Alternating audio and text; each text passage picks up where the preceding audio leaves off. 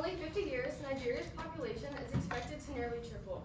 As seen in this graph, Nigeria's current population is 206 million, and by only 2070, the population is projected to reach 550 million. These projections call for solutions that will not only revise flawed economic policies, but revise the nation as a whole in order to meet the demands of the new population. Ultimately, this poses the question: to what extent will Nigeria's current inadequate resources affect the country's ability to manage the projected population growth within the next 50 years? Good afternoon. My name is Maggie McTague. My name is Estefania Rodriguez. My name is Victoria Berry. My name is Jordan Hudson. And I'm Kieran McInerney, and our claim is that Nigeria's current inadequate resources will decrease the country's ability to manage or protect population growth within the next 50 years. One facet of this is Nigeria's economy. In this graph by the World Poverty Clock, it can be seen that Nigeria is the most people in poverty in the world, with 86.9 million. Wow. This is 15 million more than second place, with India, who only has 71.5 million people in poverty. These people that are stuck in poverty are often able to get out due to the state Nigeria's economy is currently in. As can be seen in this chart by the World Bank on Nigeria's GDP, in 2008, with the small divot here, there was an oil crisis when they stopped importing oil. Nigeria's economy is mostly dependent on oil, so when they stopped importing it, there was a slight decrease in the GDP. However, directly after, as can be seen by the increase, they went back to importing oil up into 2017, where there is a decrease again at that. This is expected to decrease for the foreseeable future and will make Nigeria's economy in a bad state for the next couple of years. In this chart by the NDHS, it can be seen that Nigeria's average household size is 4.6, with 32% having 6 or more people in it. And in comparison to a country such as the US, who has an average household size of 2.6 people, with only 5% having 6 or more people, it can be seen that in the rural areas of Nigeria, there's a lot of people to support in the family, and due to Nigeria's economy being so bad, they can't support the people in these households. Also in this chart by the NHS, it can be seen in rural areas in the red here, 42% don't have any drinking water in their house, 33% on the last graph there in the red, don't have household toilet facilities. These inadequate resources are due to the state of Nigeria's economy. It currently is in. Maggie. Thank you, Karen. The quality of any society is structured from the ground up. First, propping up the education sector in order to put an educated generation to enter the workforce. However, this poses a challenge for countries like Nigeria, who struggle from frugal funding and hence a lack of resources. As shown from this graph in the blue, you can see that 25 children in Nigeria are in school, leaving the 75 remaining students out of school. All in all, this means that Nigeria has a total of 2 million children out of school, which is the highest number of out-of-school children in the world. As Kieran was saying, the oil crisis has left the Nigerian government to extract allocated funds from the education sector in order to compensate for their losses, according to the World Education News Report. As seen in this graph, from 1996 to 2015, the number of outbound Nigerian students seeking a higher level education elsewhere outside of their own country has dramatically increased. These outbound Nigerian students rely primarily on insufficient funds from the government, who provide their scholarships. As you can see in the green, only 11% of children in Nigeria have completed a primary education. This leaves the remaining 89% of children to receive no primary education at all. All in all, this highlights Nigeria's ineffective education system and their lack of the ability to prioritize education in a child's primary years. This will only worsen with an influx in population. Jordan? Thank you. As Maggie was saying, in 2017, Nigerian government was given $7 trillion in budget for education. Unfortunately, they only used about 7%. This gave little or no room in this sector. In this graph by Pew Research Center, it shows that 54% of Nigerians believe that the court system treats everyone unfairly and is corrupt. It also shows that 72% believe that the politicians are also corrupt. In this graph, it shows that 31 out of the 36 governors of Nigeria were targeted by the EFCC for corruption. This shows how bad the Nigerian government really is.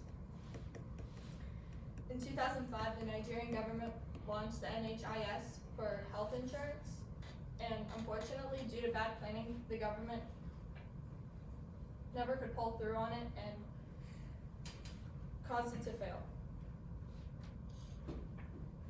Thank you. Nigeria has a bunch of poor government policies which have affected the healthcare system. According to Nigerian Journal of Pediatrics, a peer-reviewed journal, it can be depicted on this graph how the highest number of pediatricians in a single state of Nigeria is 85, and there's even a state with 0 pediatricians. This journal also documented a total of 476 pediatricians in an overall population of 75.15 children under the age of 15. This equaled a national ratio of 157,878 children per pediatrician. With Nigeria being in the second stage of the demographic transition model, this population of children is going to be seen to constantly keep increasing, and management of their health will become extremely difficult. Another aspect in health being affected is oral hygiene. In the table to my right, showing 5 prominent healthcare occupations in Nigeria, it can be seen that dentists hold the lowest ratio of 2 to every 100,000 individuals, which reduces to 1 dentist per every 50,000 individuals.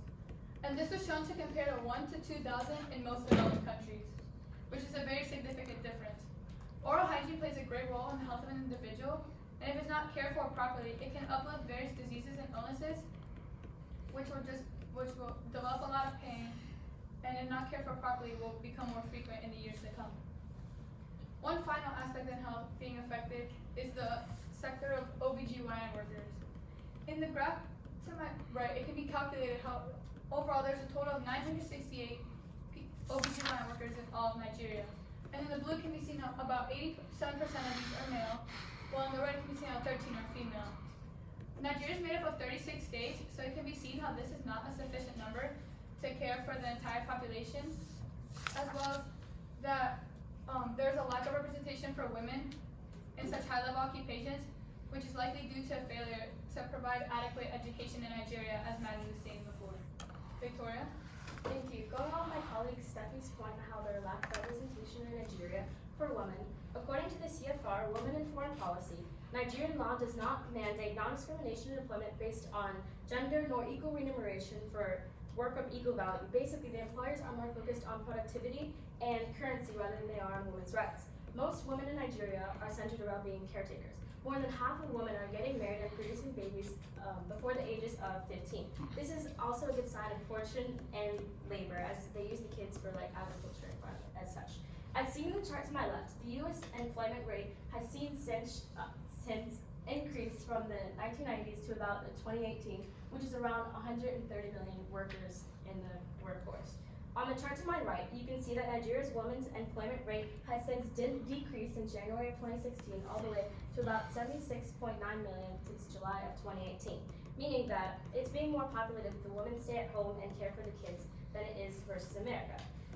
In Nigeria, the employment rights are not enforced, so the parents are taking their young girls out of education systems and putting them into having children and getting married and being in a caretaking force. This then shows that the employers don't want someone who has lack of education versus that why they pick the men over the women because they want someone with the experience of education. In this chart, it's the labor force participation of women in the United States. As you can see, the single and never married women are the most participated in the labor force compared to the married woman with a spouse present. It's been more seen as the married women are staying at home and taking care of the children since 1955 all the way to an increase in 2005 around 55%, versus the single women that were never married have a more incline in having jobs. If we implement education and individuality in Nigeria, the employment rate for Nigeria can be higher and can be seen as a higher rate in Nigeria. So, in order to adequately manage the projected population growth in Nigeria, a variety of solutions must be implemented in order to address the situation as a whole. First, Nigeria must shift from an over-reliance on oil profits to focusing on propping up the agricultural sector in rural areas. Once the economic profits are sustained, the Nigerian government must redistribute the wealth into the education sector in order to provide better educational resources and acquire higher trained teachers. The government must also work to increase the percentage of women who receive an education, as well as broaden the health training in order to boost up the health system.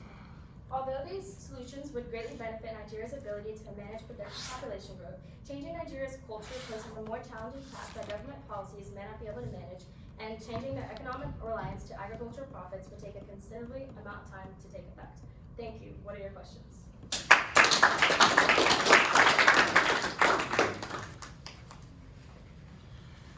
Thanks, Karen. We'll start with you. Having finished the project, what, if anything, do you consider to be a gap in your team's research that you wish you would have included? We wanted to talk about how the culture of Nigeria would affect this projected population growth, but due to the amount of research that would have had to been done on that, we didn't want to add it to our presentation as it would have been a little bit too extensive. Okay, thank you. Jordan, describe one argument from one of your peers' individual reports that makes you think differently about the solution that you guys came up with.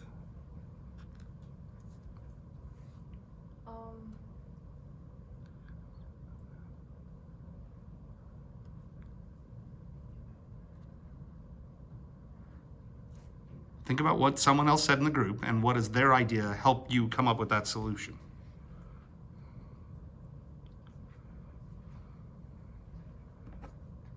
With what Kieran was saying, it really relates back to the whole argument because it shows that the economy cannot handle the influx of population.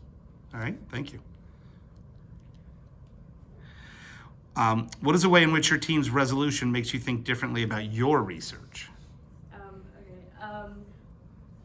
Well, having the women, for example, be more educated in like enforcing government policies, it rethought mine because if we implement more, wait, can you say the question again? Mm-hmm. Sorry. What's a way in which your team's resolution makes you think different about what you researched? Oh, okay. So what I researched was about the education system in Nigeria, and one of our solutions was for more government policy. And if we implement more government policy, then the education system kind of goes over the government policy, and the women would be. No, we're focusing more on the women rather than everyone as a whole. So the government would then force on more women. Okay. Steph, reflecting on your colleagues' work, which one had the greatest impact on your overall understanding of the problem? So I would say Kieran's and Jordan's, because for example, Kieran's, since it's dealt with the economy, if the economy wasn't bad, then the government would be enforcing better government policies, which would therefore boost up. And since the economy is so bad, government is focusing their funds on the economy rather than distributing their funds to the healthcare system or the education system, and therefore that causes the lack of what me and Maggie said. So I feel like his was like the strongest to hold our entire group together. All right, thank you. Mag, describe how the content of your team presentation changed as a result of your discussions. Originally, we were going to talk about the total fertility rates of Nigeria, but after having a group discussion, we found conflicting evidence showing that the total fertility rates would either increase or decrease. But overall, we found that consistently the population of Nigeria was projected to dramatically increase. So as a result of the group discussion, we decided to change our overall argument on the inadequate resources in Nigeria and how this impacts their ability to manage the influx in population growth. All right, you're done. You guys can breathe.